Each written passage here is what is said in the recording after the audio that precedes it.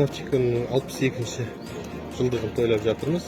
Бүгін бұл мереке алғашқы космосқа шыққан әйел адам Валентина Терещукованың 60 жылдығымен туа түскен. Байқоңыр қаласы Байқоңыр ғарыш айлағында үлкен іс-шаралар өтіп жатыр. Жан-жақтан қонақтар келіп жатыр. Өздеріңізге белгілі, алғашқы рет адамның ұшуы Юрий Гагарин Қазақстанның жеріне, Қазақстанның осы Байқоңыр ғарыш айлағына осы жерден жергіндігінен ұшып, алғаш рет бүкіл әлемге адамның шыққан жері тарихи сәт.